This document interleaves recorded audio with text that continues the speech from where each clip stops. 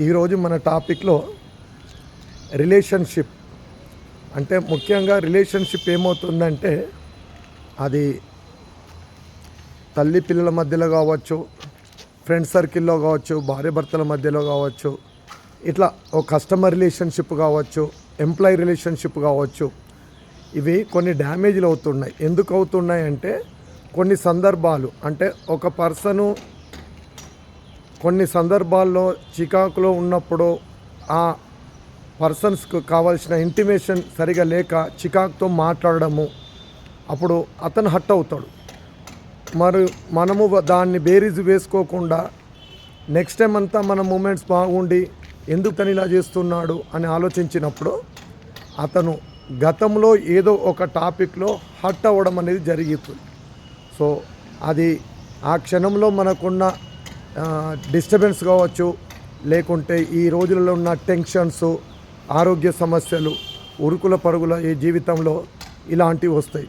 మరి మనము ఏ టైంలో అయినా మనము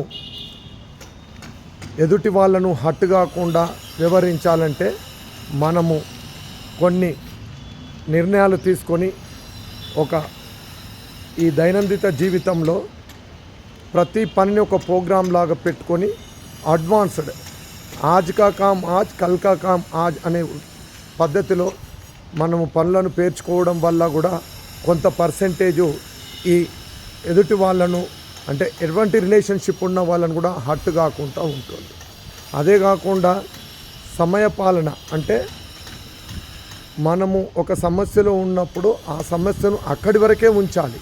కానీ ఇంకొక పర్సన్, అది పిల్లలు కావచ్చు, బాస్ అండ్ ఎంప్లాయీ కావచ్చు, కస్టమర్లు కావచ్చు, అది ఒకరి ఇంపాక్ట్ ఇంకొకరి మీద చూపించకూడదు. అలా చూపించినప్పుడు మనకు పర్సనల్ లైఫ్ కావచ్చు, బిజినెస్ లైఫ్ కావచ్చు, ఫ్రెండ్షిప్ రిలేషన్షిప్ కావచ్చు, ఇలా అన్నీ కూడా మనకు తెలియకుండానే డ్యామేజ్ అవుతాయి. సో ఇది మనం మాట్లాడుకున్నప్పుడు ఇది పెద్దగా అనిపించదు, కానీ కొన్ని సందర్భాలలో ఒకరితో మనం ఒక రిలేషన్షిప్ డ్యామేజ్ అయినప్పుడు ఆ యొక్క రిలేషన్షిప్లో మనం చేస్తున్న పనిలో అప్ అండ్ డౌన్స్ వచ్చి దాని ఇంపాక్ట్, దాని యొక్క అది షేడు మన లైఫ్లో ఎంతో నష్టాన్ని కలిగించే అవకాశం ఉంటుంది.